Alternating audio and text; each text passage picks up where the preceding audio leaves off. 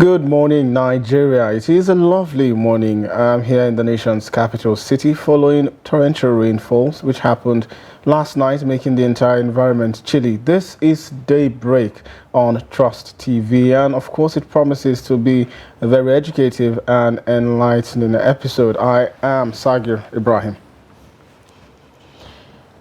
Good morning, Nigeria. I am Sumaya Abubakar. Thank you so much for joining us today on Daybreak.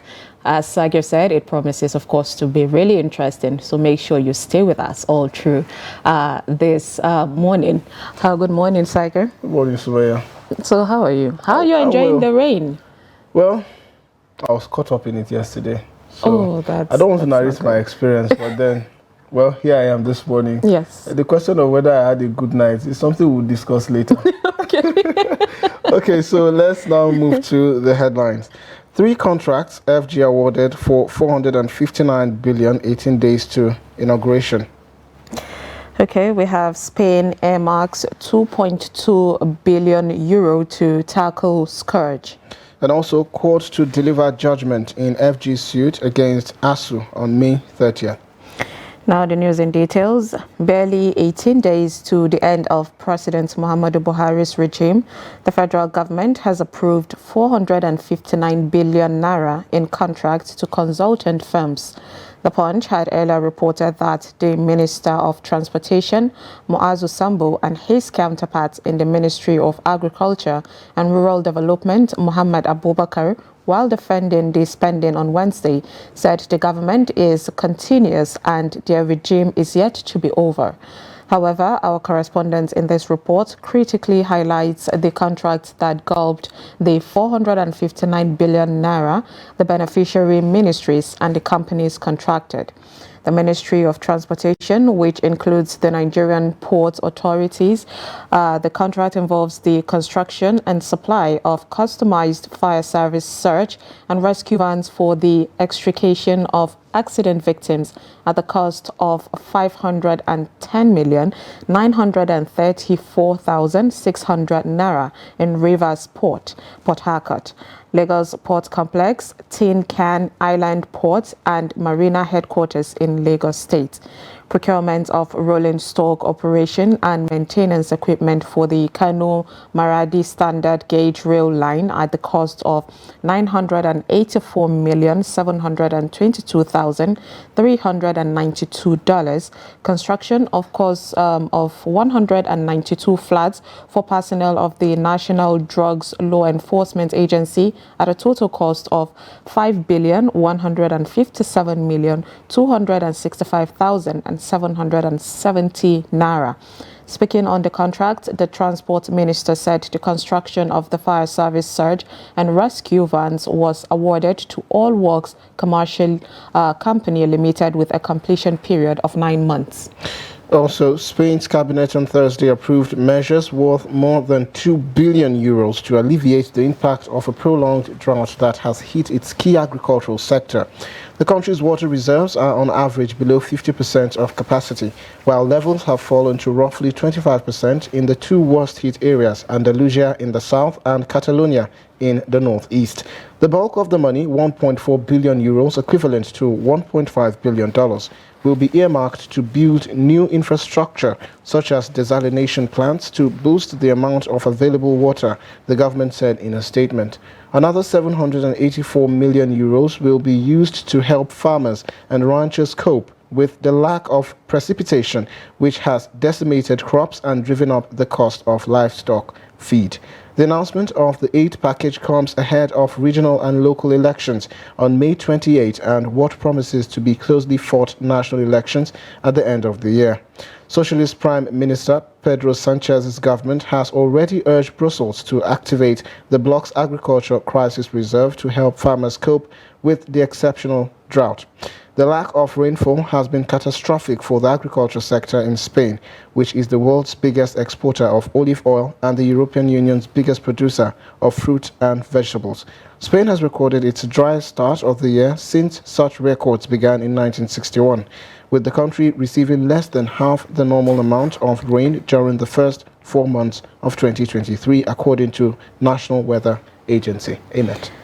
The National Industrial Court on Thursday fixed May 30th to deliver judgment in the suit filed by the federal government against the Academic Staff Union of Universities, ASU. In the suit, the federal government dragged ASU before the court to determine the substantive suit filed during the 2022 ASU's 8-month strike. When the matter came up before Justice Benedict Kanyep on Thursday, Senator Ita Enang, the claimant's counsel, informed the court that the matter was slated for adoption of written addresses. Mr. Femi Falana San, the defendant counsel, on his part, however, informed the court that he had filed a notice to appeal before the Court of Appeal. Falana stated that he was contesting the ruling of the court of March 28, which ruled that the Minister of Labour and Employment has the power to refer the matter to the National Industrial Court. He further prayed that for the stay of execution and the matter be adjourned pending the outcome of the Court of Appeal's decision. He also submitted that the issue of competence of the appeal was for of appeal to determine, as argued by Enang. Enang urged the court to proceed with the matter of the day, which was adoption of written addresses. The court in its ruling stated that time is of essence in delivering of justice. And that's it for news highlights this morning. We'll now be giving you packages that we have put together. Residents of Zamfara State want the incoming administration of Dauda Lawal to focus on addressing insecurity, poor standard of education and poverty within the first 1 year in office. The residents believe that restoring security will boost socio-economic activities and bring about sustainable development. Take a look. Zamfara State's residents have high expectations from the incoming administration of Dauda Lawal, which will take over from the current administration of Governor Bello Matawalle on the 29th of May 2023. Some residents of the states like Suleiman Abubakar and Bilyamin Muhammad have rolled out challenges which they want Dauda Lawal's administration to overcome. They listed insecurity, unemployment, poor standard of education and poverty, among others.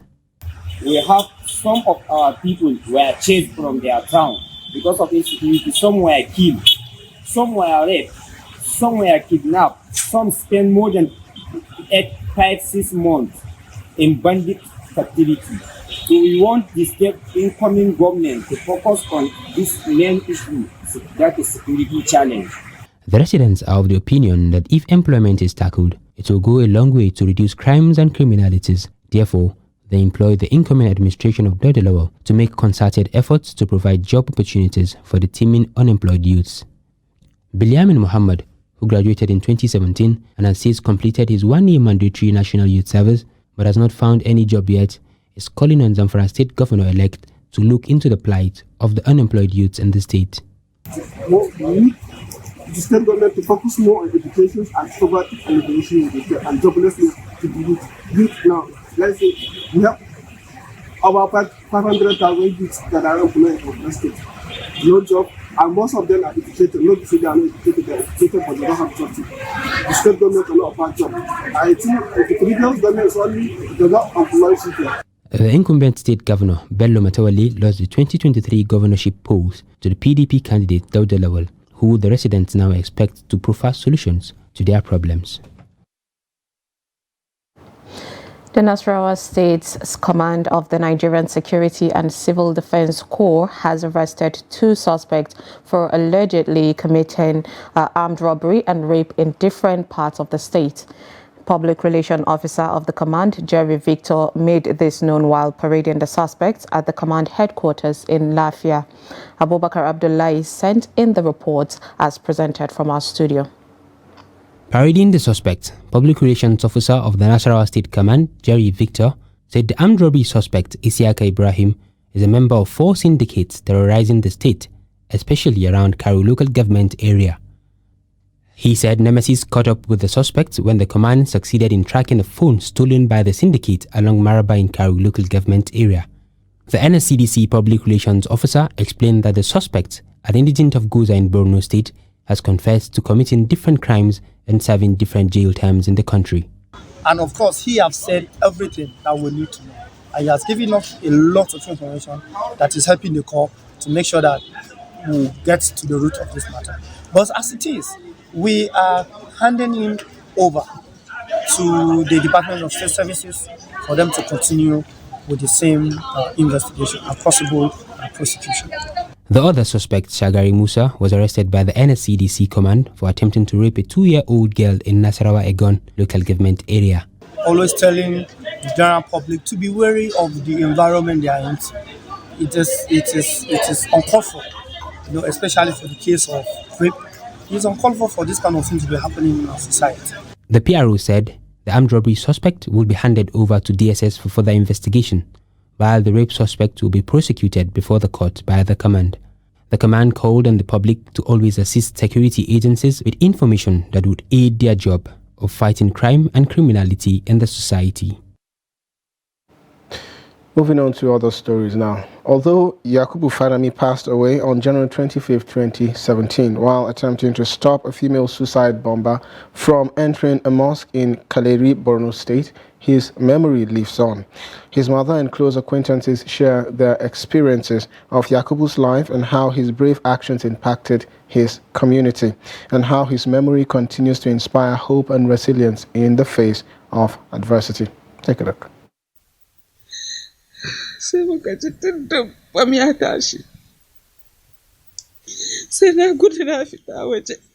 6 years after, the pain of losing her only son, who died as a teenager, still lingers for his mother. My son was a very good boy. One day, he was going to the mosque because he hardly prays in the house.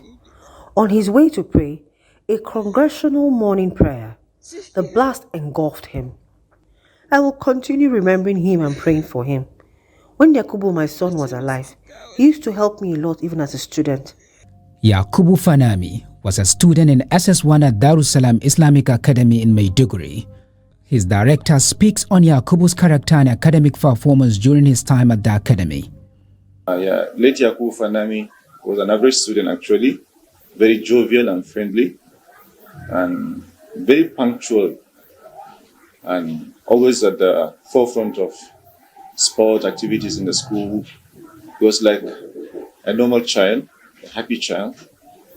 Then the next day when we came, they told us that Yakubu was late. I was saying, what happened to that boy? They said that day he went around, even the nanny saw him that day moving with my son. So the next day it was very sad for us. That day we could not even teach very well. Students were crying and his face was just coming round. I was just remembering that, but it was a very sad incident, to be sincere. I was just sleeping when they knocked at our house. They said they are looking for Abdul Jabbar. I just came out. The first thing I saw, the first person was crying. That is in person of Abandos. He was crying. He told me that your friend is gone. I said, what? We just met yesterday. And he said he is not living in Fafa. He is going to Kaleri, his grandmother's house. I said, what happened? He said, the last night bomb. It was Yaku. Then I started crying. This is the mosque where the incident happened. These two men are witnesses. Yakubu was one of our very first members that was in charge of maintaining this mosque. When the Boko Haram crisis was very high and the bomb blast was rampant, at exactly 4 a.m., our caller saw one lady close to the mosque, and she was approaching the mosque as fast as she could, and she was behaving very strange. She was the one that carried the bomb, and Yakubu was the first to reach where she was, and the bomb exploded with him. He died at the process. That is how the whole people in the mosque started running sporadically. At that night, the bomber was wearing a red veil. And Malam Yakubu asked me to check the lady that was approaching. So while she was unable to speak, Yakubu tried to chase her. That was when she exploded the bomb. I got injured, but I survived the incident after spending 3 months in the hospital. Yakubu Fanami represents the power of courage, selflessness, compassion, and the profound impact that one individual can have on a community and the world. For now, his mother has to rely on the positive attributes and qualities of her son as shared by members of his community. Interesting reports there. Moving on, the Inspector General of Police, IGP, Usman Al-Kali Baba, has urged the outgoing National Assembly to expedite action and pass the bills to seeking the establishment of all police training institutions in the country by providing legal and operational framework for them. The IGP made the call during a stakeholders engagement organized by the Joint Senate and House of Representatives Committee on Police Affairs. The report. There are approximately 29 police training institutions in Nigeria for training aspiring and existing officers on how to adequately carry out their responsibilities without violating the rights of those they're employed to protect. According to the Inspector General of Police, providing a legal and operational framework for these institutions will streamline police training to be in tandem with international best practices.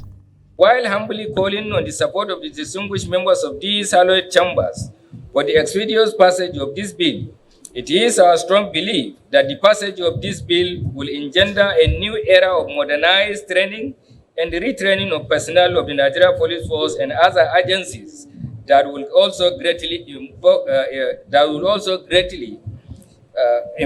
impact on our service delivery as we strive towards the attainment of our given mandate, and it will also assist other law enforcement agencies to be trained in these schools. The Speaker, Femi Gbajabiamila, who was represented by the Deputy Chairman of the Committee on Appropriations, Iduma Igariwe, noted that if the legal framework is in place, it will help in better funding of the institutions. We cannot overstate the importance of developing a legal framework for police institutions. The benefits are enormous. One is that it will make the institutions more relevant. It will also deepen the activities, and to summarize it, it will bring more funding both for the institutions and the police as a whole. The chairman of the Senate Committee on Police Affairs, Haliru Jika, and his House counterpart, Usman Bello Kumo, in their separate remarks, pledged speedy passage of the bills before the Parliament winds down, adding that doing so will strengthen the training institutions. But the need to strengthen and empower the Nigerian police cannot be overemphasized.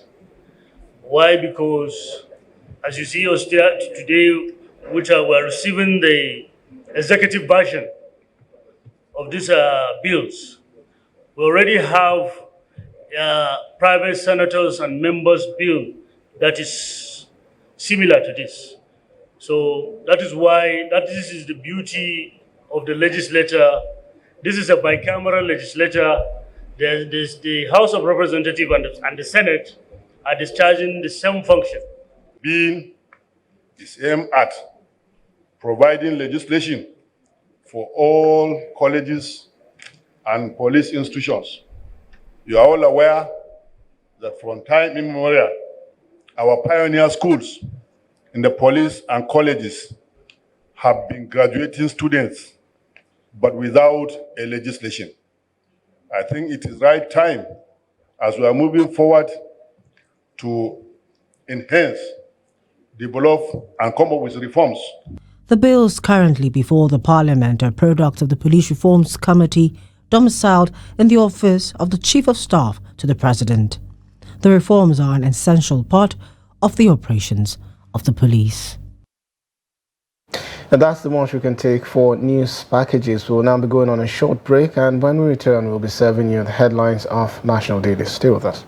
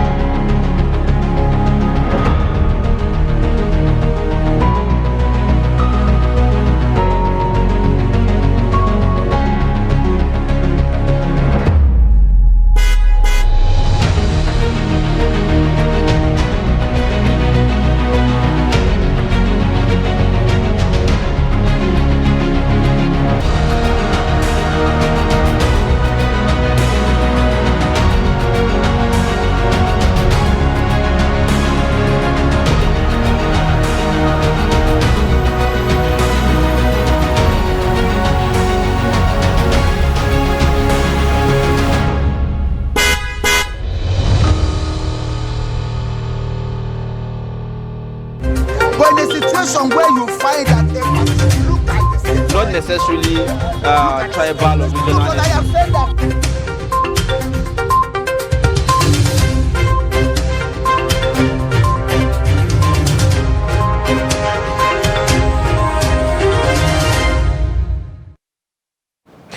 Welcome back. It's still Daybreak on Trust TV. It is now that time where we will be serving you headlines of national dailies. And of course, I'm with a copy of the Daily Trust newspaper. The leading headline states, uncertainty over multi-billion naira Abuja Airport runway project. Criticisms trail fresh 3.4 billion naira consultancy fee. Stakeholders flay delay in project execution. 65 billion naira budgeted in 5 years. And of course, above that, NAS leadership aspirants not consulted before zoning, Adamu admits.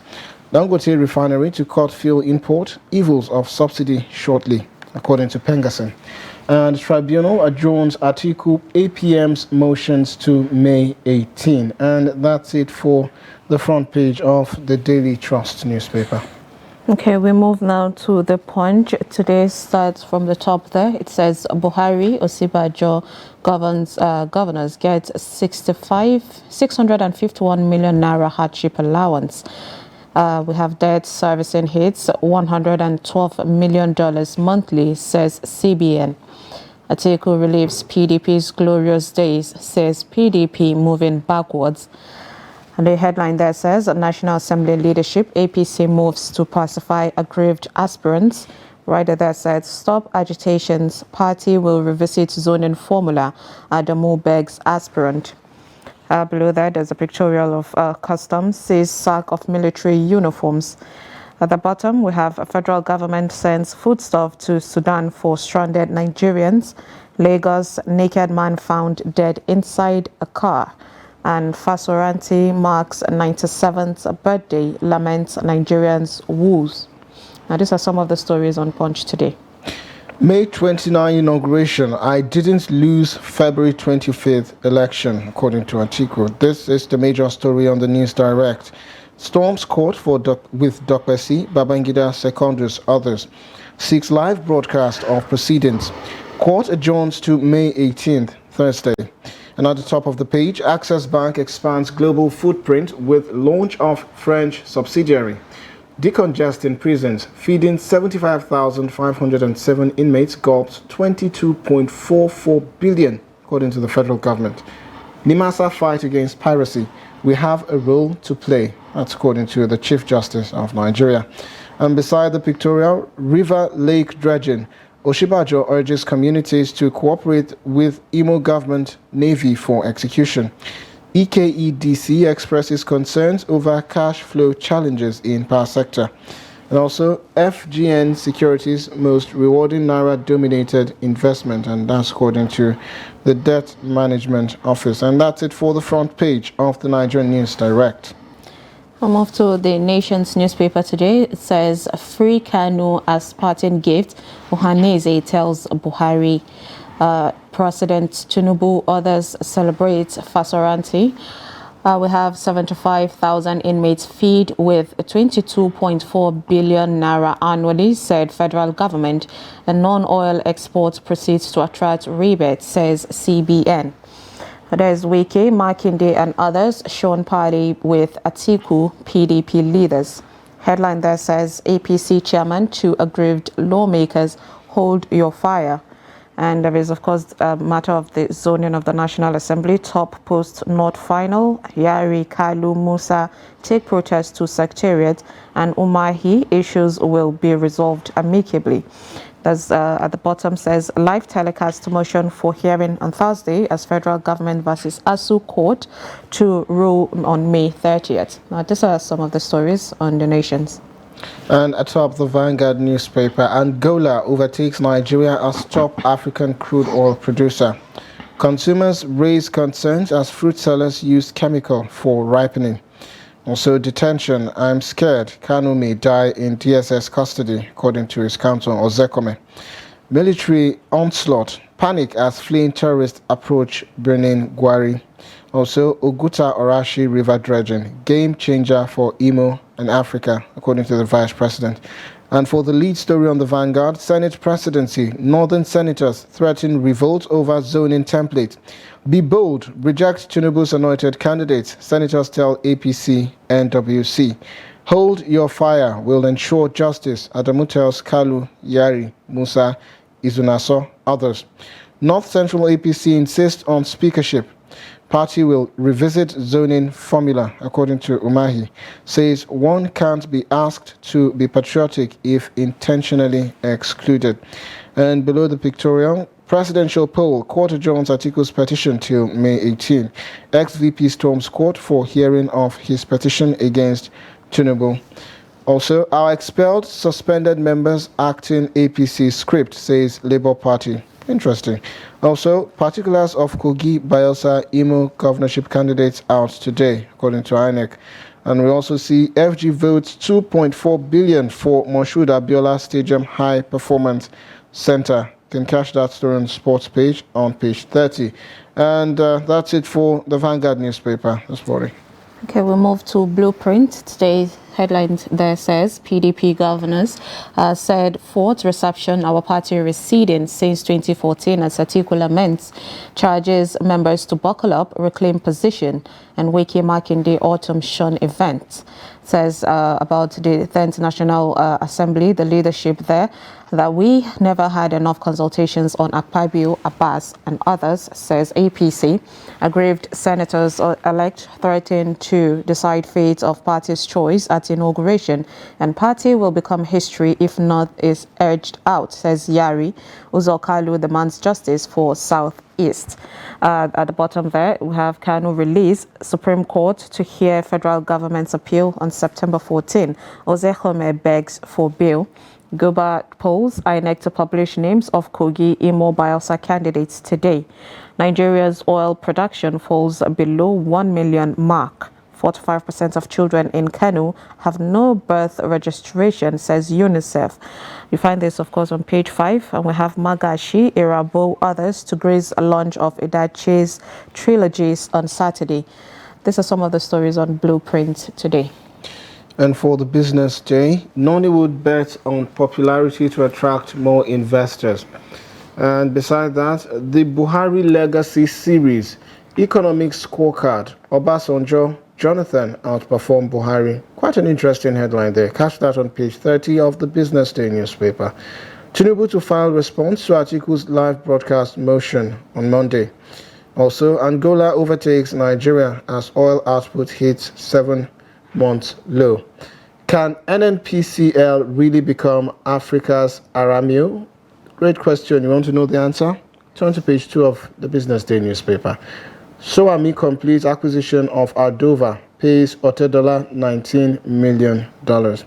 And that's it for the Business Day newspaper. Okay, we'll move to this day. Today it says Seplat crisis spirals out of control as court suspends CEO, chairman and others. Radars there says direct SEC to appoint interim leadership. And Omiyi, we have appealed, filed motion for stay of execution. Access Bank expands global footprint, launches French subsidiary in Paris. Below the marks there, it says Buhari Akeredolu celebrates Afenifere leader Pa Reuben Fasoranti, of course, at 97. We have Tambuwal Atiku is incoming president. Confident tribunal will restore PDP mandate. Says ex-VP, I reassure you we will recover our mandate and court actions will determine stability of democracy, says Damagum. Headline there says, Adamu, we didn't consult adequately on the zoning, of course, of the NAS leadership position and admits responsibility, says party will reconsider position. Aspirant one opposition may have its way in 10th assembly. And Yari, North will take a decision if zoning isn't reviewed. This injustice needs to be corrected, says Musa. We will change it, says Kalu, as he declares, of course. We have Sowami complete acquisition of Ardova pays Otedola $19 million. Now, these are some of the stories on this day. And that's it for the headlines that will be serving you. We're now joined by our reviewer this morning, Mr. Nuruddin Abdullah, the editor of 21st Century Chronicle. Welcome to the program. Thank you. Good morning.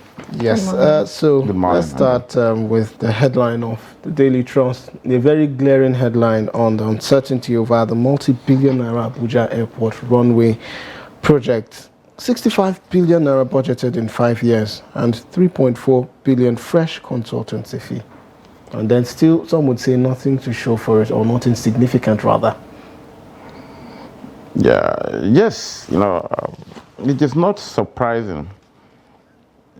This is just one. There are many of such white elephant projects, particularly initiated by the Buhari administration.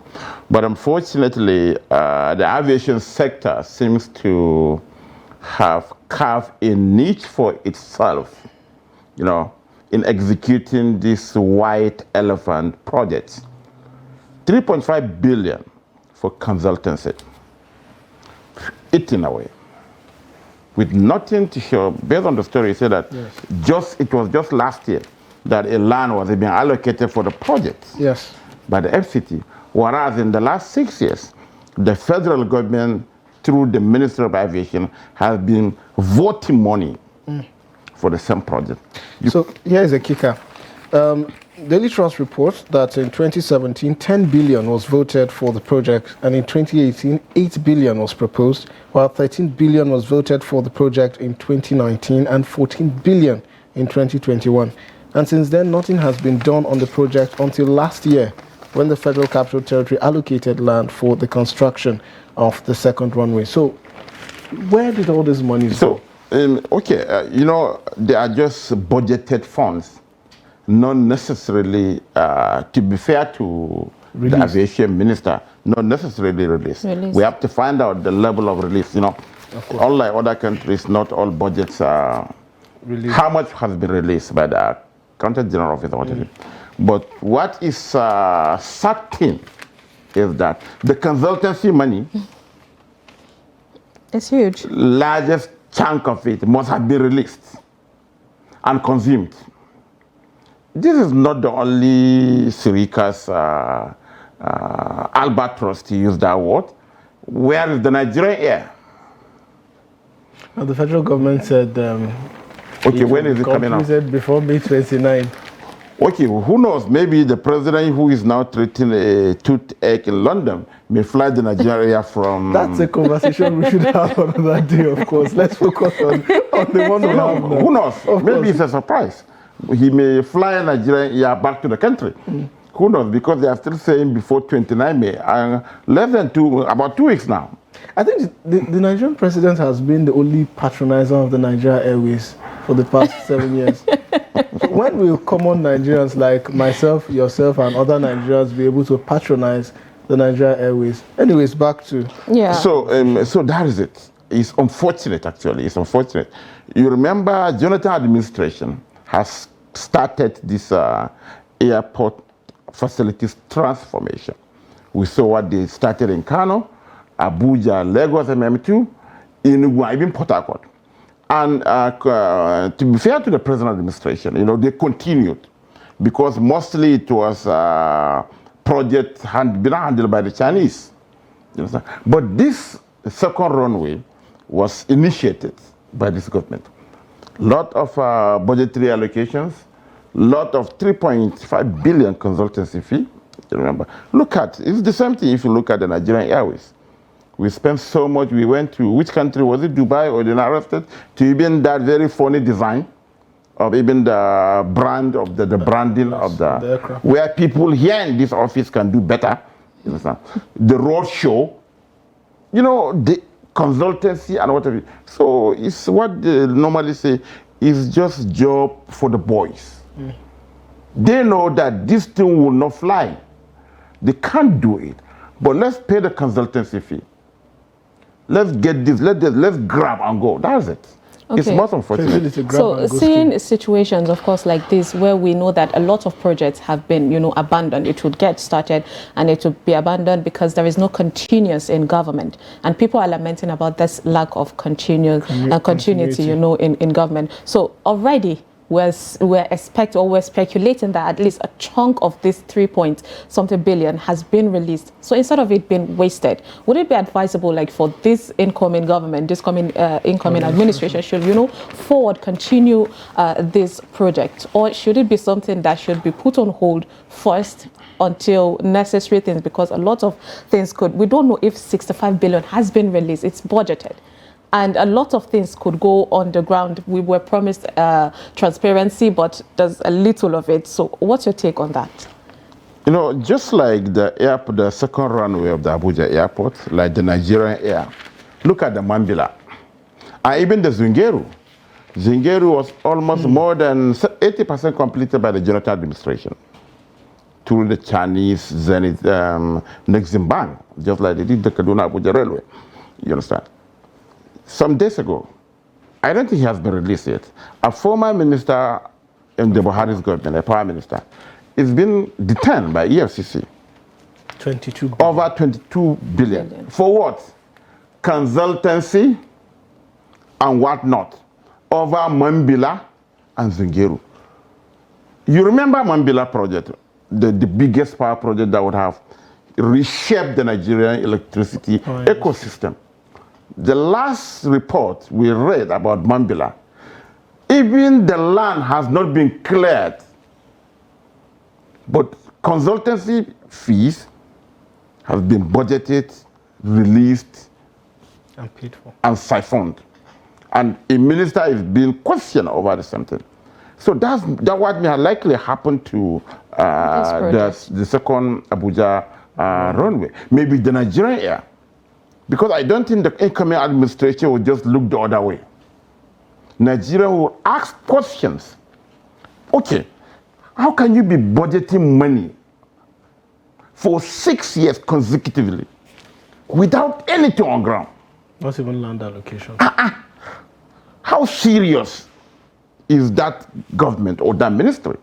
But like you said, maybe the monies were budgeted but have not been disbursed. Okay, where is it then? Well, that for 6 consecutive years. We leave that to the government to answer. And you budget 14 billion, you budget 6 billion, and what have you. Some part of it, substantial part of it, what has been released? There should be some level of and it has been laundered in some mega estate schemes and what have you across Abuja. Yes, Abuja is the only place where you wake up in the morning and you'll see owned by people who have no factory. They are only civil servants. Well, there's also this story on the Business Day newspaper talking about Buhari's legacy project and the insinuation that Obasanjo and former President Goodluck Jonathan might have performed better. Do you allude to that? Yeah, of course. Where are the Buhari's legacy projects? Mambila is one. He was elected based on certain cardinal, it's sort of a troika. He will fight corruption, he will fight insecurity, and he will build infrastructure. So look at what is the rating. The Abuja Kaduna Zaria Express has not been completed.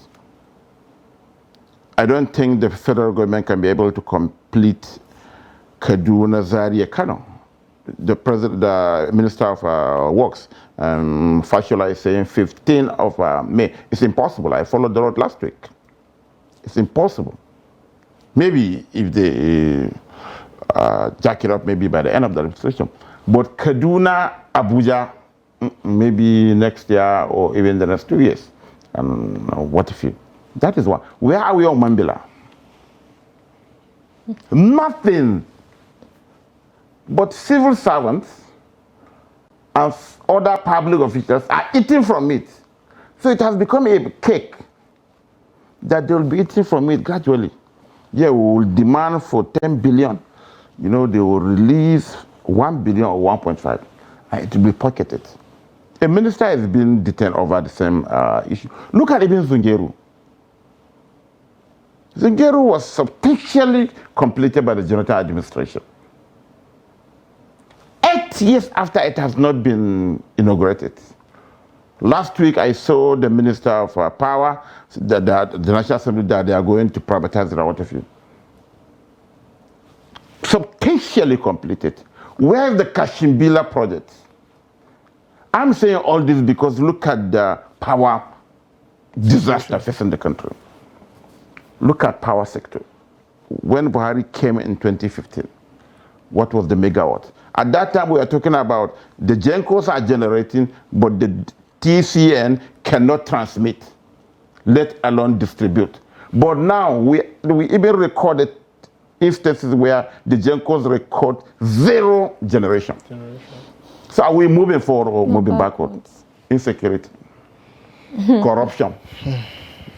So it's clear. Look, take Obasanjo first and take Jonathan. There are certain sectors that clearly, incontrovertibly, that they have performed wonderfully. But look at this administration. Is it the corruption that the man has been saying, I am fighting corruption, I belong to nobody, I belong to somebody? It's clear that the man has been hijacked by some people. So he definitely belongs to some people. Of course, apparently. When an accountant general of the federation will be stealing from the TSA, okay, that we have been beating our let's move forward. Let's now go to issues around the 10th Assembly leadership tussle. Well, the national chairman in this headline said, we didn't consult adequately on zoning of NAS leadership positions. And he admits responsibility, says the party will reconsider its position. Now, initially, the party had released a statement through its spokesman, Felix Moka, saying that the NWC had names. Of course, we know the names. And now this is the national chairman saying, perhaps, maybe, we didn't do our consultation adequately. Why is the APC looking like it is rigmaroling?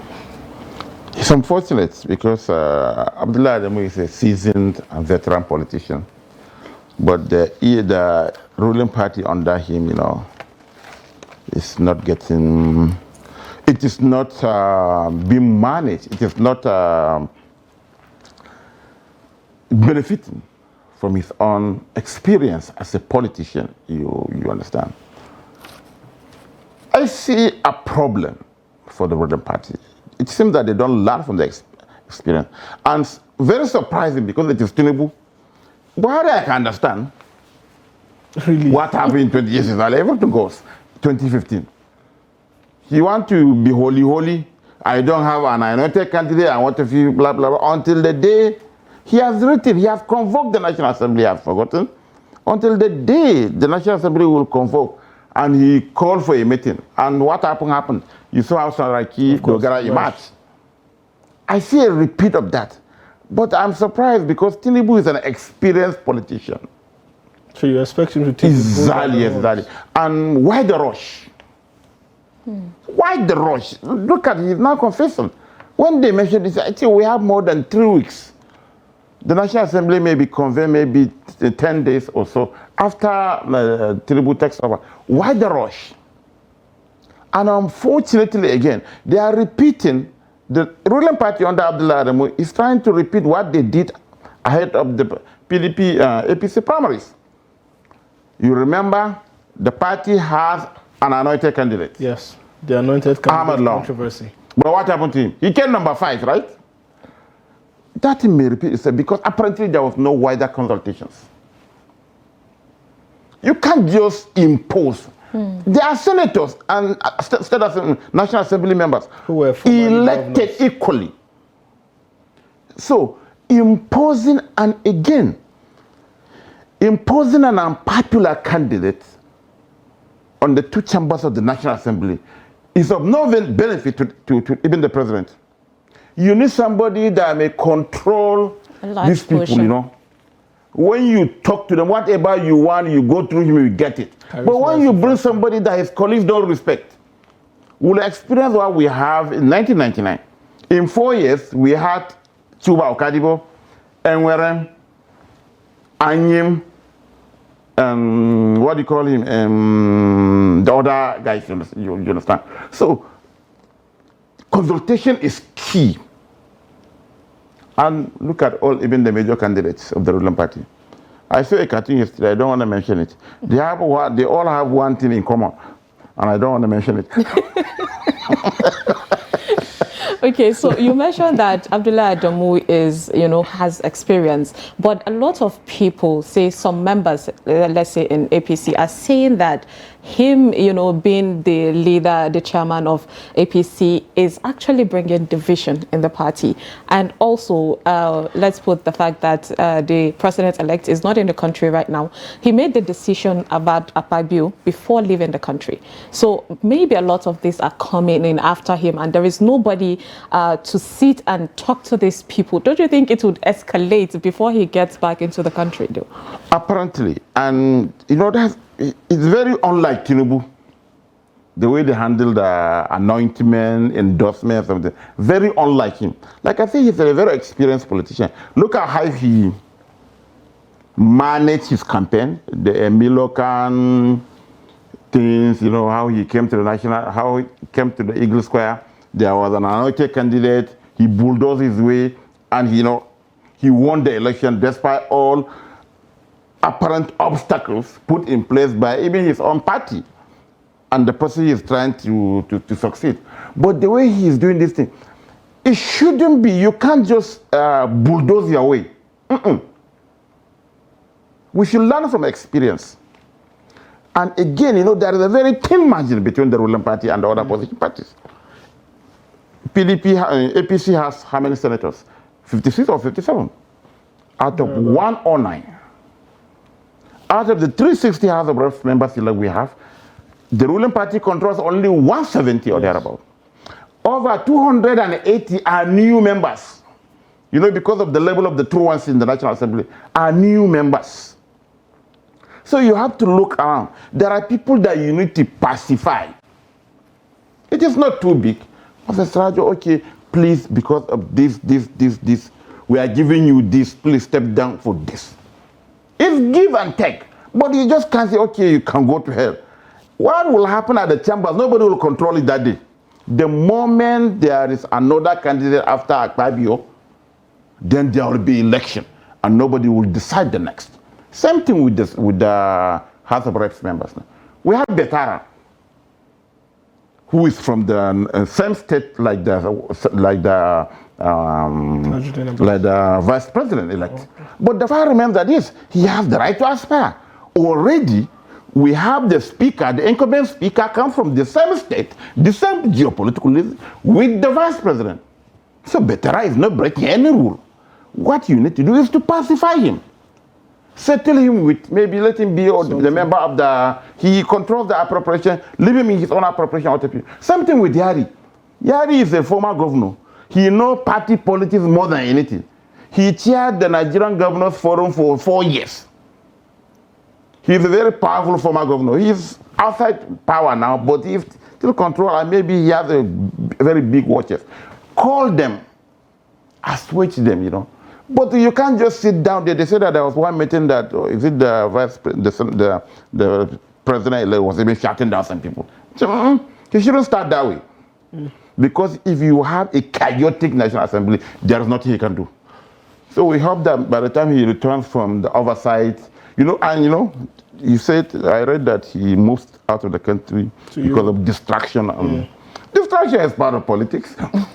Well, let's hope that everything just happens for the better. And, well, maybe there's a bigger game at playing on the chessboard. Mr. Nuruddin Abdullah, I want to thank you so much for sharing your thoughts on the newspaper review this morning. Thank you so much. Thank you very much. Thank you. Thank you, Ajay. Okay, well, we'll now go on a quick break, and we'll return at the top of the hour to serve you more on Daybreak. Stay with us.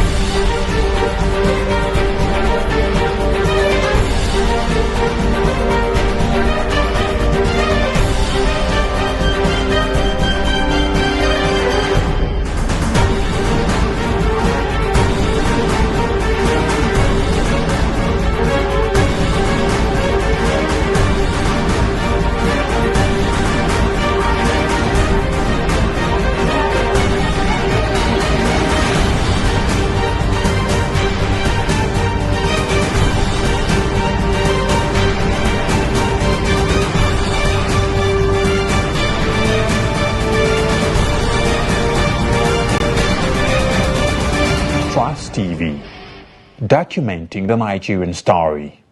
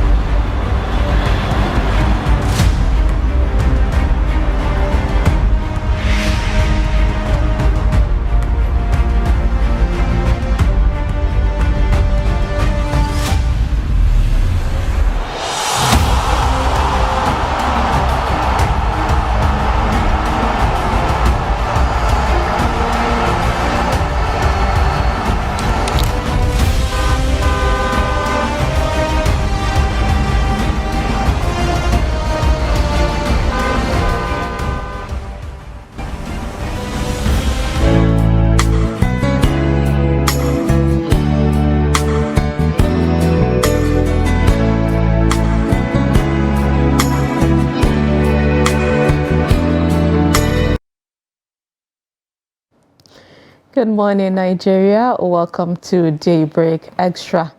Daybreak, I beg your pardon, of course. My name is Sumaya Abubakar. If you're just joining us, that means you missed the first around which we started about 8 a.m. But don't worry, of course, you can catch up with the second laps, which is going on right now. And I am not alone as usual. Good morning, Nigeria. My name is Sagir Ibrahim. Welcome to the program. Like Sumaya said, we took off at 8 a.m. this morning, and this is the second lap of the conversation. We'll now be serving you headlines. Pengasin warns FG against selective implementation of PIA. Buhari appoints AIG Garba Baba Umar as advisor on security. And Kaduna generates 77.1 billion naira IGR in 2022. Now in details, the Petroleum and Natural Gas Senior Staff Association of Nigeria, PENGASAN, has warned the federal government against selective implementation of the Petroleum Industry Act 2021. The president of PENGASAN, Comrade Festus Osifo, who gave the warning at the 7th Triennial National Delegates Conference in Abuja, said the government must set up the host communities development funds immediately. Osifo observed that the full implementation of the provisions of the PIA will further deepen the development of the midstream sector of the Nigerian oil and gas industry.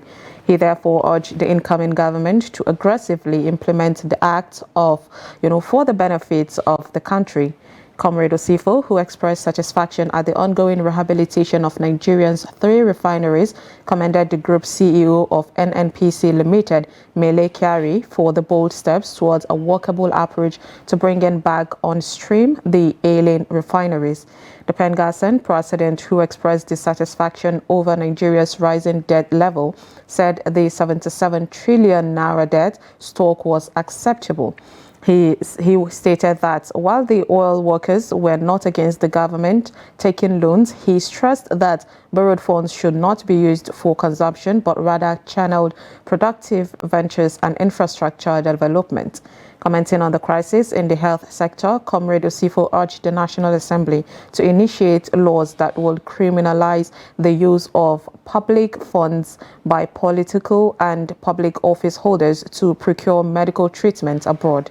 And President Muhammadu Buhari has appointed the retiring Assistant Inspector General of Police, Garba Baba Umar, as a senior security advisor on international police cooperation and counter-terrorism in the office of the Minister of Police Affairs.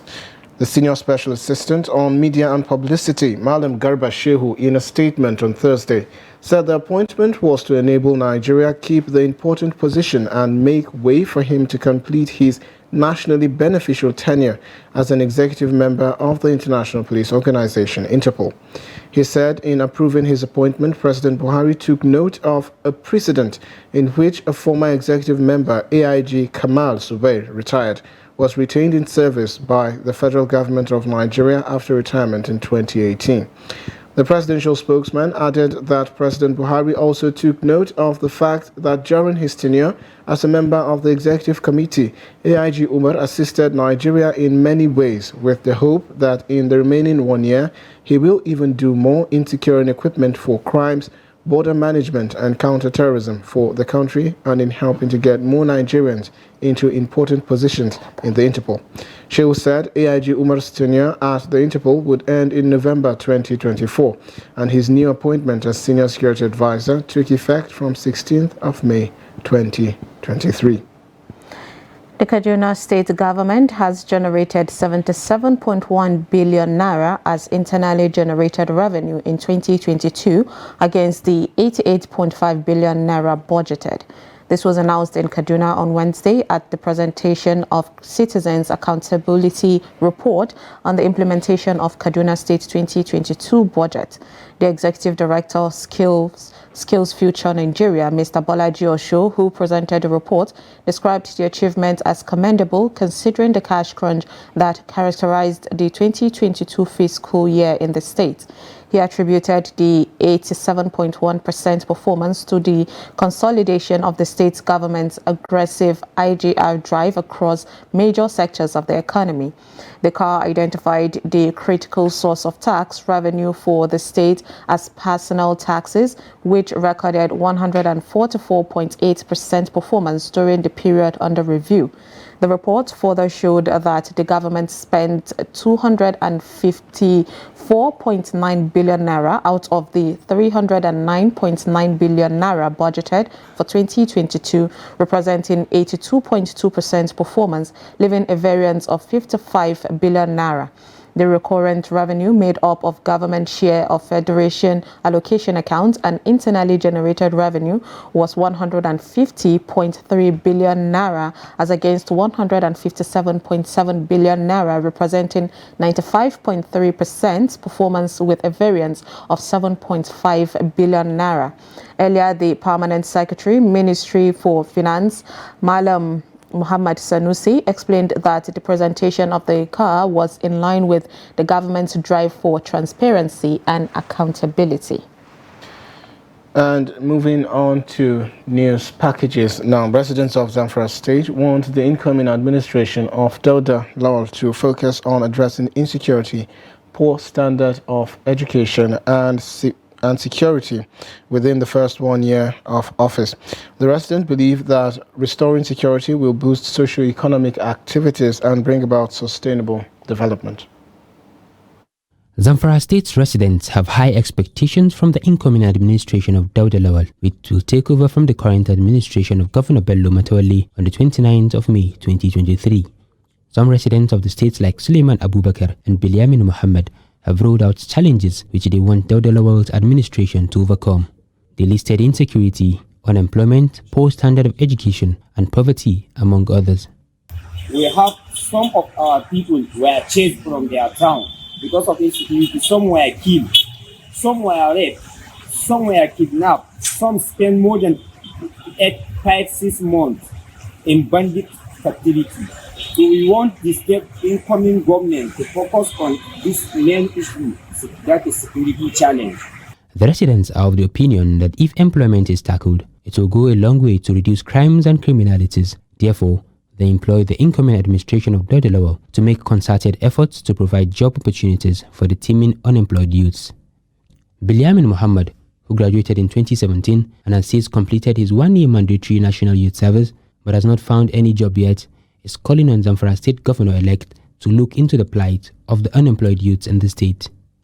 We need the state government to focus more on education and poverty alleviation and joblessness to be youth now. Let's say we have about 500,000 youths that are employed in the state.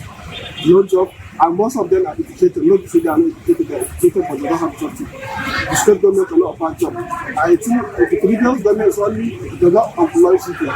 The incumbent state governor, Bello Matawalle, lost the 2023 governorship polls to the PDP candidate Dauda Lawal, who the residents now expect to proffer solutions to their problems.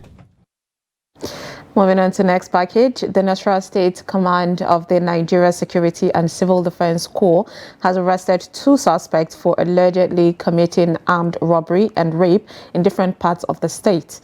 Public Relations Officer of the command, Jerry Victor, made this known while parading the suspects at the command headquarters in Lafia. Abubakar Abdullahi sent in the report as presented from our studio. Parading the suspect, Public Relations Officer of the Nasarawa State Command, Jerry Victor, said the armed robbery suspect, Isiaka Ibrahim, is a member of 4 syndicates terrorizing the state, especially around Karu local government area. He said Nemesis caught up with the suspect when the command succeeded in tracking a phone stolen by the syndicate along Maraba in Karu local government area. The NSCDC Public Relations Officer explained that the suspect, an indigent of Goza in Borno State, has confessed to committing different crimes and serving different jail terms in the country. And of course, he has said everything that we need to know. And he has given us a lot of information that is helping the corps to make sure that we get to the root of this matter. But as it is, we are handing him over to the Department of State Services for them to continue with the same investigation and possible prosecution. The other suspect, Shagari Musa, was arrested by the NSCDC command for attempting to rape a 2-year-old girl in Nasarawa Egon local government area. Always telling the general public to be wary of the environment they are in. It is uncalled for, especially for the case of rape. It is uncalled for this kind of thing to be happening in our society. The PRO said the armed robbery suspect will be handed over to DSS for further investigation, while the rape suspect will be prosecuted before the court by the command. The command called on the public to always assist security agencies with information that would aid their job of fighting crime and criminality in the society. Although Yakubu Fanami passed away on January 25, 2017, while attempting to stop a female suicide bomber from entering a mosque in Kaleri, Borno State, his memory lives on. His mother and close acquaintances share their experiences of Yakubu's life and how his brave actions impacted his community and how his memory continues to inspire hope and resilience in the face of adversity.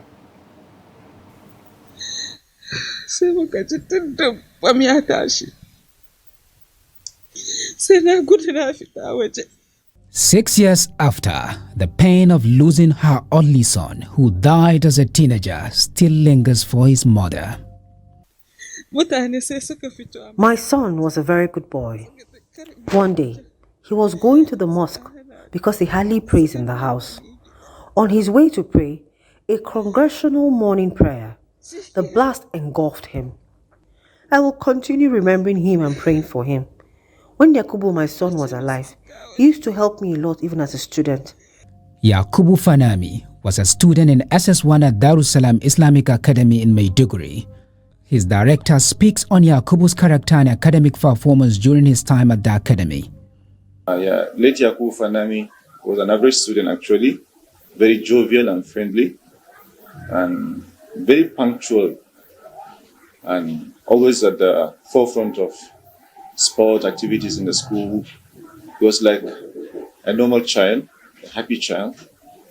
Then the next day when we came, they told us that Yakubu was late. I was saying, what happened to that boy? They said that day he went around, even the nanny saw him that day moving with my son. So the next day it was very sad for us. That day we could not even teach very well. Students were crying and his face was just coming round. I was just remembering that, but it was a very sad incident, to be sincere. I was just sleeping when they knocked at our house. They said they are looking for Abdul Jabbar. I just came out. The first thing I saw, the first person was crying. That is in person of Abandos. He was crying. He told me that your friend is gone. I said, what? We just met yesterday. And he said he is not living in Fafa. He is going to Kaleri, his grandmother's house. I said, what happened? He said, the last night's bomb. It was Yaku. Then I started crying. This is the mosque where the incident happened. These two men are witnesses. Yakubu was one of our very first members that was in charge of maintaining this mosque.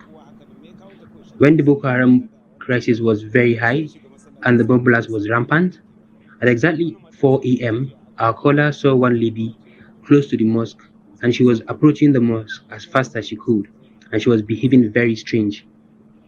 She was the one that carried the bomb, and Yakubu was the first to reach where she was, and the bomb exploded with him.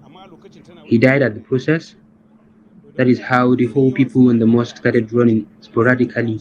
At that night, the bomber was wearing a red veil, and Malam Yakubu asked me to check the lady that was approaching. So while she was unable to speak, Yakubu tried to chase her. That was when she exploded the bomb. I got injured, but I survived the incident after spending 3 months in the hospital. Yakubu Fanami represents the power of courage, selflessness, compassion, and the profound impact that one individual can have on a community and the world. For now, his mother has to rely on the positive attributes and qualities of her son as shared by members of his community. The Inspector General of Police, Usman Alkali Baba, has urged the outgoing National Assembly to expedite action and pass the bills seeking the establishment of all police training institutions in the country by providing legal and operational framework for them. The IGP made the call during a stakeholders engagement organized by the Joint Senate and House of Representatives Committee on Police Affairs. The report. There are approximately 29 police training institutions in Nigeria for training aspiring and existing officers on how to adequately carry out their responsibilities without violating the rights of those they're employed to protect. According to the Inspector General of Police, providing a legal and operational framework for these institutions will streamline police training to be in tandem with international best practices. While humbly calling on the support of the distinguished members of these hallowed chambers for the expeditious passage of this bill, it is our strong belief that the passage of this bill will engender a new era of modernized training and retraining of personnel of the Nigeria Police Force and other agencies that will also greatly impact on our service delivery as we strive towards the attainment of our given mandate, and it will also assist other law enforcement agencies to be trained in these schools.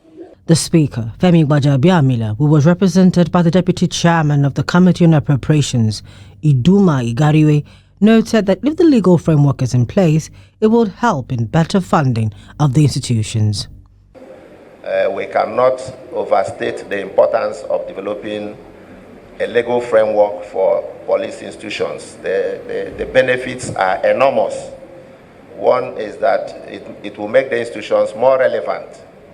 It will also deepen the activities. And to summarize it, it will bring more funding, both for the institutions and the police as a whole.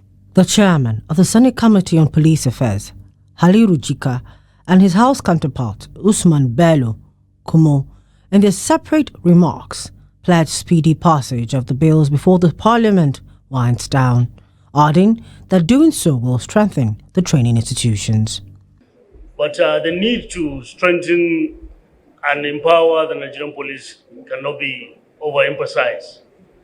Why? Because, as you see us today, which we're receiving the executive version of these bills, we already have private senators and members bill that is similar to this. So that is why this is the beauty of the legislature. This is a bicameral legislature. There's the House of Representatives and the Senate are discharging the same function. Being is aimed at providing legislation for all colleges and police institutions. You are all aware that from time immemorial, our pioneer schools in the police and colleges have been graduating students, but without a legislation. I think it is right time, as we are moving forward, to enhance, develop, and come up with reforms. The bills currently before the Parliament are products of the Police Reforms Committee domiciled in the office of the Chief of Staff to the President. The reforms are an essential part of the operations of the police. And that's a wrap on the news reports and packages that we have for you on this hour of Daybreak. We'll now go on a quick break, and when we return, the discussion commences. Stay with us.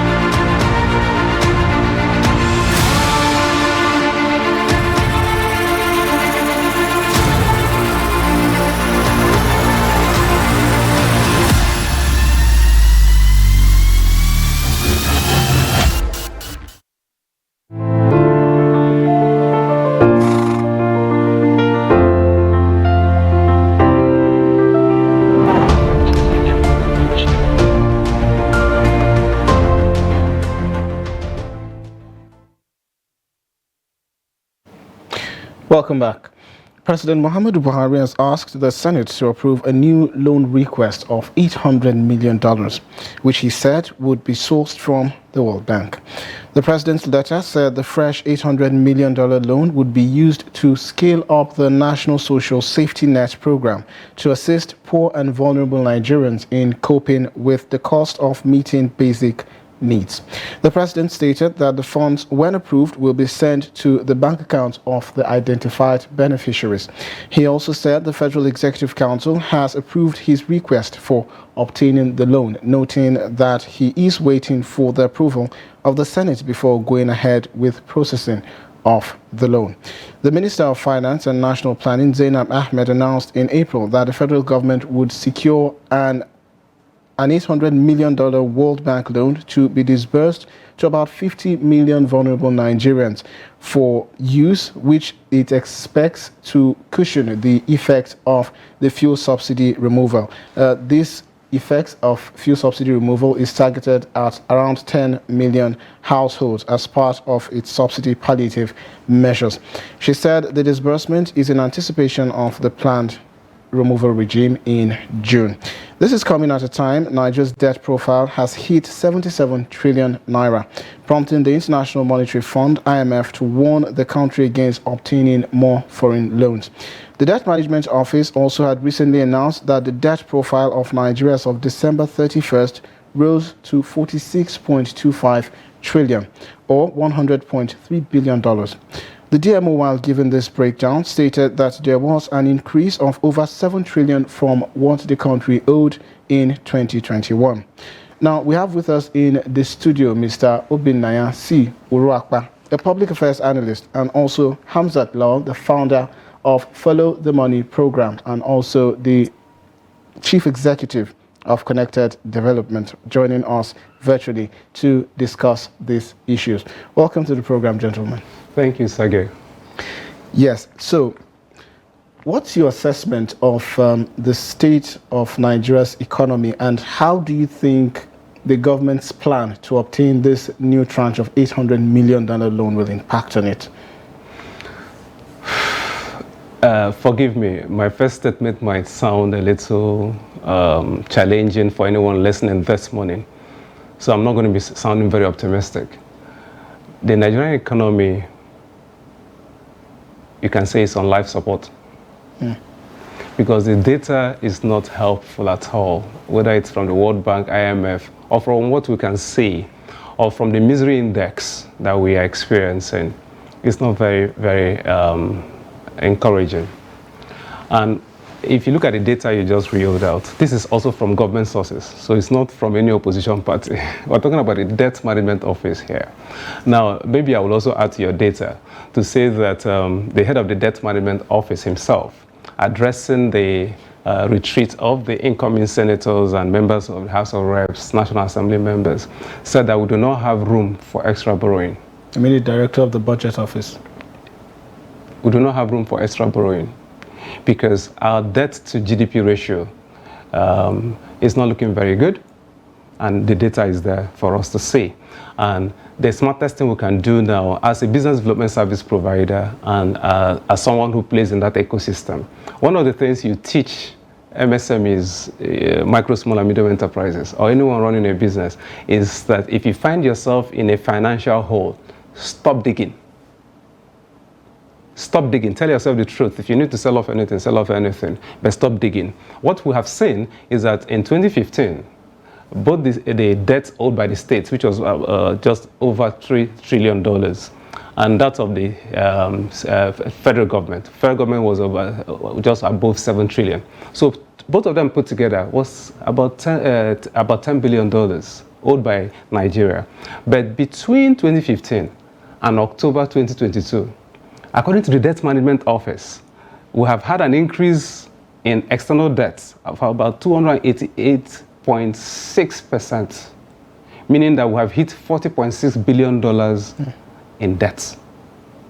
Now, that's not very encouraging. The implication for you is that when you have a Fitch rating, you're going to drop from an A plus or A minus to B plus or B minus. The implication is that when you want to borrow, you borrow at a higher rate of interest. And IMF has warned that emerging nations are not supposed to go beyond a particular threshold. Nigeria has exceeded it by 1.5% for developing nations. So when you look at all of that data, data doesn't lie. It's like looking for a mirror to check the wristwatch on your wrist. Data does not lie. You know, now you can cut this government some slack that the issues they face with insecurity. How much could they have done? Yes, the security apparatchik was rejigged. You changed the service chiefs and a lot was done. Are you going to blame them for what's happening in Zamfara, what's happening in the northeast and all of that? Haven't efforts been made? So this is me trying to be balanced here. Yet, I believe more could have been done. But the implication of insecurity, I hope I'm not going ahead of myself, is that the farmers are not able to go to farm and farm when they're supposed to farm. And for an economy that is heavily dependent on agriculture, you need to have the farmers go to the farm, produce, so that you're not dependent on imports. I had cause to discuss on another platform about fish imports. Nigeria imports so heavily, and incidentally, we have the third longest inland waterways in the world. All right, we'll get back to that conversation. So, Hamzat, I want to ask you this. In your opinion, do you think that the rationale behind the government acquiring this loan align with Nigeria's economic priorities and long-term sustainability? Well, first, we cannot shy away from the fact that if we must take this loan, we must talk about the issue of fuel subsidy. Because at first, the government said they needed $800 million to cushion the effect of fuel subsidy. So if the government is setting aside the removal of subsidy in June, then why are we going ahead to acquire or accept this loan from the World Bank? Today, our debt, our debt profile is over 70 trillion naira.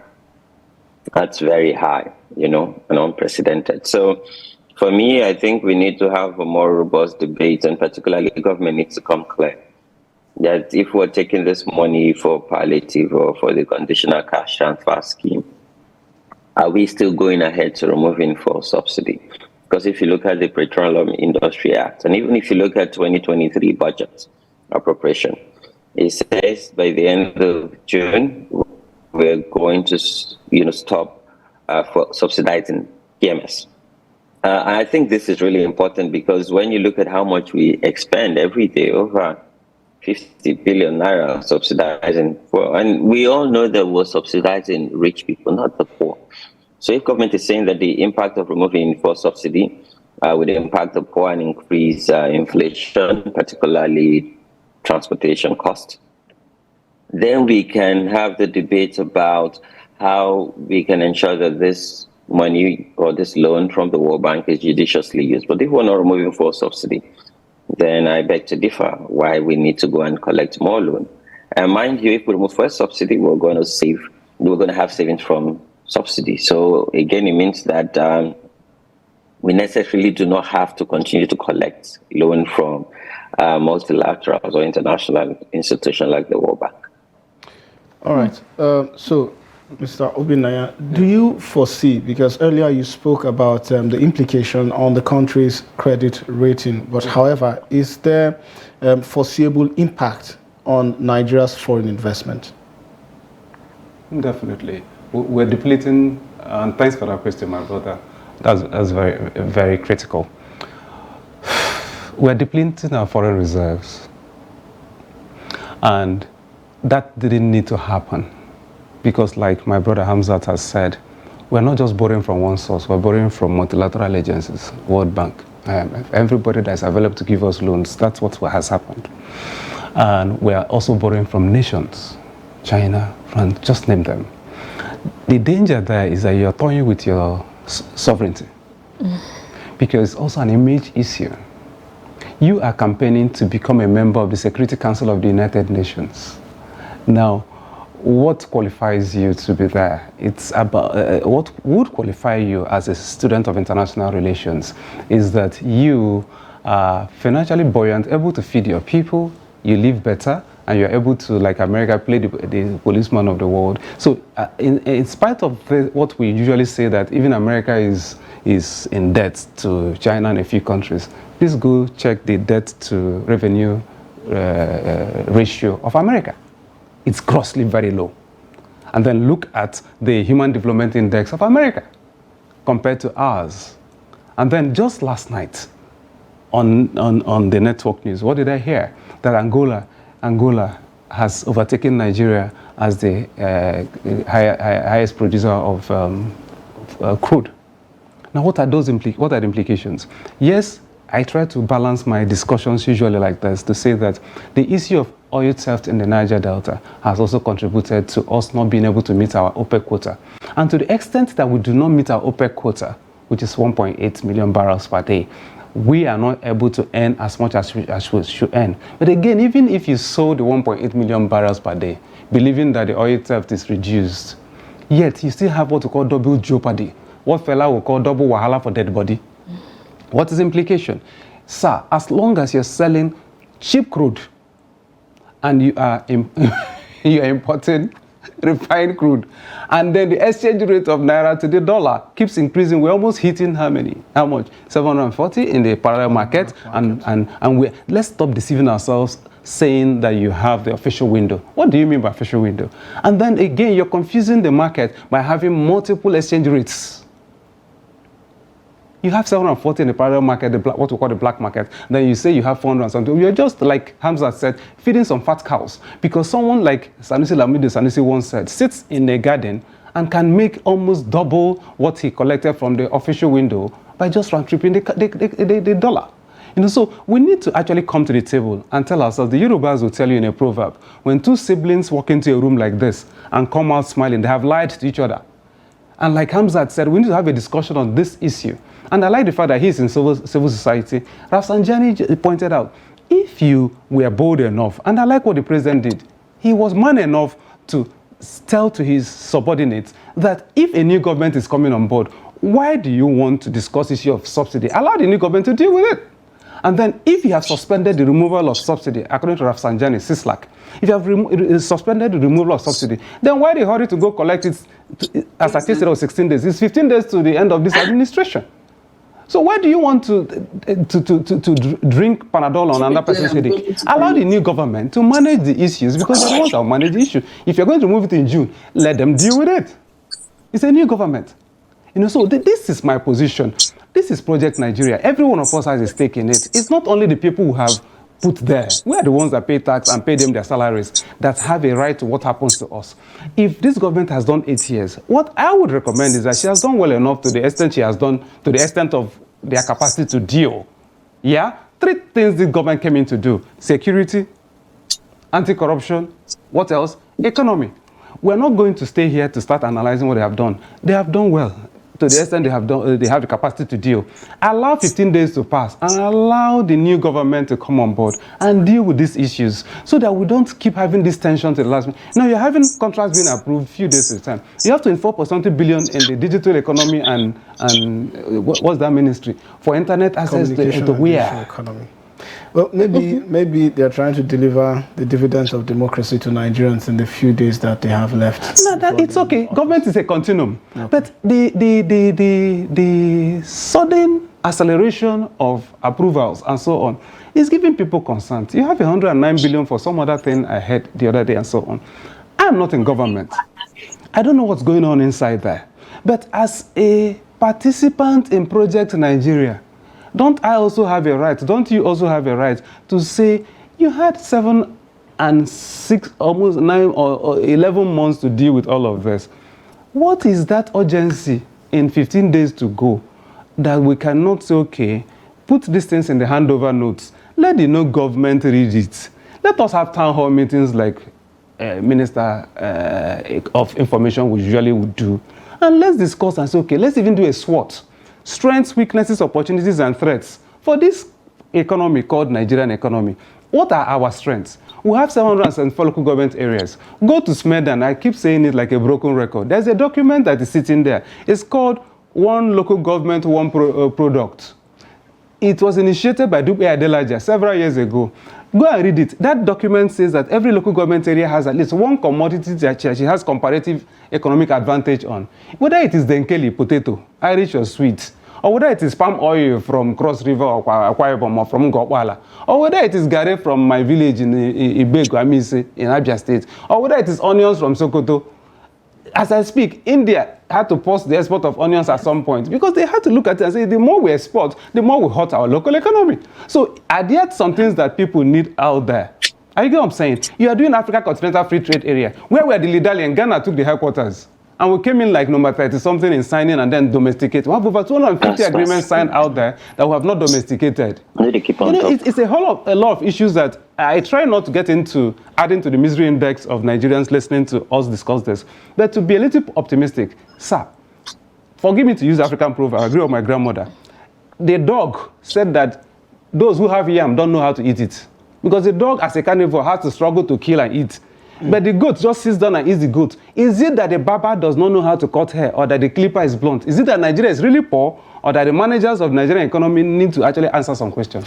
Well, indeed, a good question there. And the town hall thing you mentioned is also a smart one there. But let me throw this question at Hamza. So do you think, these handouts and palliatives that Nigerian government keeps giving, considering that, they're pushing that, it's all about getting rid of poverty and unemployment rate, but in the past, there's been a lot of funds that was, disbursed for program like the Empower, government enterprise and empowerment programs. We also have national homegrown school feeding program and trader money program. But the implementation of these programs was bad because there was a lot of allegations of fraud, and discrepancies in allocating this, that a lot of beneficiaries that were targeted did not receive that project money there. And right now they're bringing this that they call the National Society Social Safety Net Program. Do you think that this would work, or is this putting the country in a more like deep hole, like Dr. Obina said? And would it be, would the money reach these people that they want? Because they're talking about 50 million Nigerians and 10 million households. Would the money reach, or would this be an opportunity for the looters to also grab, more money on, for themselves? If the government is transparent about the process and they become accountable, then it could work. I'll try to be fair to government here, because when I had to start the conditional cash transfer, I call it conditional cash payments, because if it was a transfer, it will move from one account to another, so there'll be money trail where you can follow the money. But when you withdraw cash and then you count and hand over to people hand by hand, then it's not a transfer, it's a payment. I remember we worked with the government in putting together a grievance mechanism where people who were meant to be beneficiaries, when they have grievances. I also, joined my colleagues at Connected Development, and we did some verification and also did some on-ground spots when these monies were being distributed. I was deployed to Anambra State at that time, where I witnessed beneficiaries collecting this palliative. But you see, the unfortunate thing is we missed an opportunity here. So I've traveled around the world. In Kenya, for instance, they have what you call M-Pesa, or you can call it mobile money, where with your mobile phone number, you can transact and pay for goods and services. And it keeps a footprint, a digital footprint. And for me, I say we lost an opportunity because we could have used this money and invest in, ensuring that when people are integrated into the banking or financial sector. Because when you look at the data, we just have less than 40% of the population that have accounts. So we could have even used this to get people or replicate what we have in Kenya, Nairobi, M-Pesa. Nobody has been prosecuted. Yes, there's been indictment, there's been petition, but nobody has been prosecuted. So again, when I'm glad my brother in the studio talk about the government saying that we're going to fight corruption. If you're going to fight corruption, then why are people not behind bars? And these are people who, the evidence that they've looted billions of public money, particularly meant for poor people. So yes, there's also question around the data about poor people. Because before 2019, people that were middle class are now poor. One, the impact of the economy. Two, the impact of COVID-19, the lockdown, and post-COVID-19. Mind you, we've dealt with numerous, as a country, I think we've dealt with 3 or 4 serious economic issues that led to recession. So people that are middle class 3 or 4 years ago, they're now in the poor class later. And what does that mean? They cannot even afford $1 a day, which is, depending on the exchange rate you want to use, but let's even leave it at 600 naira. People are now paying heavily from out of pocket to access healthcare. People cannot send their kids to school. And speaking about the homegrown school feeding program, yes, I know in Kano State, because I traveled there to do an assessment, there have been increasing enrollments in Kaduna and Kano because of the homegrown school feeding program. But it's also mad around corruption. The Kaduna State government undertook an independent investigation and caught some culprits and prosecuted them. We know that some vendors are asked to give kickback to some of these officials. There's so many information and knowledge about the corruption ongoing in homegrown school feeding program. All of this initiative by government is brilliant, but how they implemented it and how there was no honesty, there were no transparency and accountability. First is in even creating raising awareness of citizens, but also taking citizens along and providing real-time information. So again, people always question, what are the sources of this data? How do you say these people are poor? And is this also co-created by communities, by civil society, by religious organizations that are taxpayers, and that would pay, all of this loan that Nigeria is indebted in? Okay, so Doctor, another question I want to ask. You spoke so much earlier to the extent that you started dishing out proverbs. And you talked about the document at Smedan and quite a lot of other issues. But I want you to also be specific, because I understand that our viewers also would be interested in knowing how much impact, going forward or going further to acquire such loans, even after incurring such huge debt burden, would have on our debt to GDP. Okay, thank you. In fact, before you ask the question, I was saying, like I said, I wouldn't want to add to the misery index. So I would like to talk about solutions. Okay. We already know what the impact is. We know the impact. The impact, you asked the question, the impact on our ability to, even if we needed to borrow further, because let me also explain that there's nothing wrong in borrowing. The question is, what do you borrow for? Do you borrow for production or for consumption? So if you're borrowing for production, then you're thinking about infrastructure. And this government has done the second Niger Bridge, the East-West Road, the Lagos-Ibadan Expressway. Almost every state has at least one thing or the other that has been built. So let's give them some accolades. That's me being fair. And there's no way this government can work for 8 years and not do anything. We've seen Minister Fashola on the road. We've seen other ministers come up with different things. So let's be fair. However, I still believe that things could have been done better. And then I still want to know, to the extent that the government consulted over 7 years and 11 months, the people in the private sector, the people in the media. I've seen the town hall meetings happen. What kinds of engagements? There are 3 things you do in leadership. Stakeholders mapping. Stakeholders mapping. Who are the stakeholders in Project Nigeria? Media, civil society, private sector, and a few other persons who will be impacted by whatever decisions you take. The next one is stakeholders engagement. It's like you're trying to woo a lady to become your wife. What do? You get involved, engage in small talk, and then discussions happen, and there's an agreement of minds, and then you end up to the point where you put a ring on her finger. Then the next one is stakeholders management. When you are finally married the lady, you have to deal with in-laws, deal with community people, deal with school fees, rent, and so on. So now take it back to the economy. When you have won an election, you are now doing stakeholders management. You're dealing with the party, then you're dealing with the people, you're dealing with the international community. The president attended UNGA 77. Now he just went for the coronation of the king. I saw on TV last night the Nigeria-UK dialogue, and when I listened to the people from Foreign Affairs speak, they were talking about what are the benefits from this engagement with the UK. Yeah? So the impact is already known. It's negative. But why is it negative? And don't push me back to the Proverbs again, but if you force me, I will say, my people say, a bad ground is good ground for the native doctor. And who is the native doctor? The native doctor is the solution provider. The person that has trained eyes, able to get into the bushes and know which leaf you put in the mouth of Somaya and you will not poison her, but it will cure malaria. Which shrub can cure leg pain? Now, what it means is that there is nobody, no country that does not have her own resources.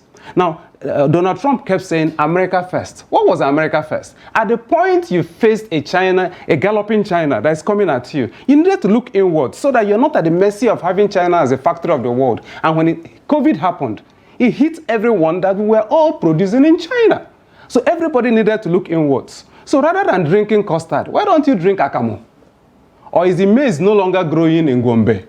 Or you can no longer process the onions, or you cannot turn the zobo leaf somewhere in Kaduna or Niger State to the drink that we drink. Must you drink the champagne from China? So you have a situation where even we, too, the followers, need to also ask ourselves the question, what clothes do we wear?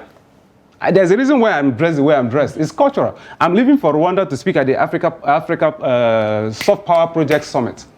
And I saw a clip there that discussing culture. And I'm going to ask them a few questions I asked in Burundi. What is the culture of the Rwandese?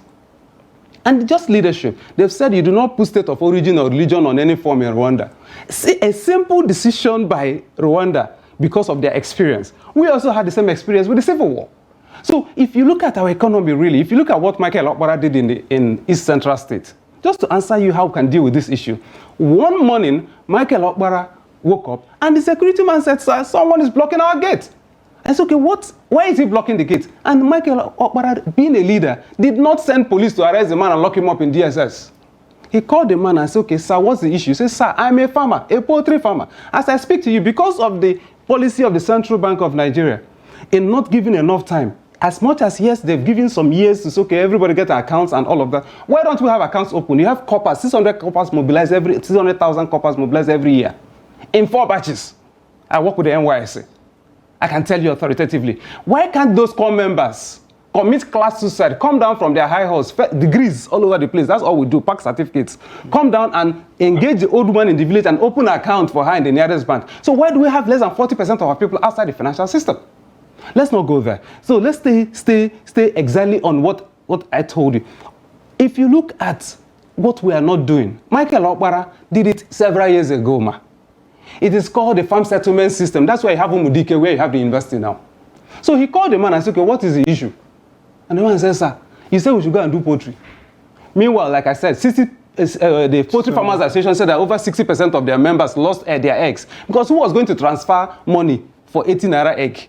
You can see the implications of not thinking a matter through before you implement it. You're going to hurt somebody's economy. Okay. Now, so Michael Okpara, in a nutshell, you know what he did?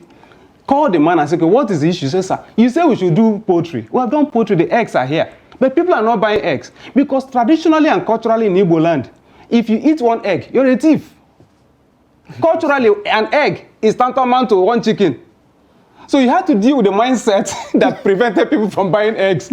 In a nutshell, as I round off, what he now did was he made a policy that said, okay, include egg in the menu of schools so that in the dormitories they could replace meat with egg. That singular policy, sir, is the reason our mothers and many people had poultry at the backyard. And that's what catapulted and activated the poultry business in the East. A simple policy like that, with Federal Ministry of Agric, and talking to every local government area, you have the federal, the sub-national, state, and local government areas. We're busy talking about federal government. Your state governments and your local government areas, how well are they even implementing the budget? All right. And they're blowing the debt body. All right. Interesting. That's quite... Okay, I think we'll move to Hamza quickly because of time constraint, of course. Hamza, should the National Assembly, implement or agree, sign off this loan for it to be collected? Yes or no?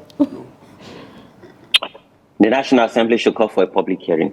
Invite the Minister of Finance, invite the Budget Office, invite the Debt Management Office, invite civil society and the Nigerian citizen. Let's have a public debate and let them answer very salient questions. Then we can proceed. Okay. All right. Thank you so Hamza. much. Dr. Obinaya, what about you? I go with my brother Hamza. He knows I will go with him. All right. Let's have a public hearing. Okay. I think we have a unanimous agreement there. Hamza Lal, the Chief Executive of Connected Development. Thank you so much for joining us on Daybreak this morning. And also Dr. Obin Naya Urakpa, Public Affairs Analyst. Thank you so much for your submissions and also proverbs on the program. I believe you were a delight to watch. Thank you so much for your contributions on the program. And that's a wrap on Daybreak this morning. Do well to follow us across all our platforms to catch up on the discussion if you've missed it. It's same time next week. I'm Sagir Ibrahim. And I am Sumaya Abubakar. Thank you so much for staying with us. Have a lovely Friday.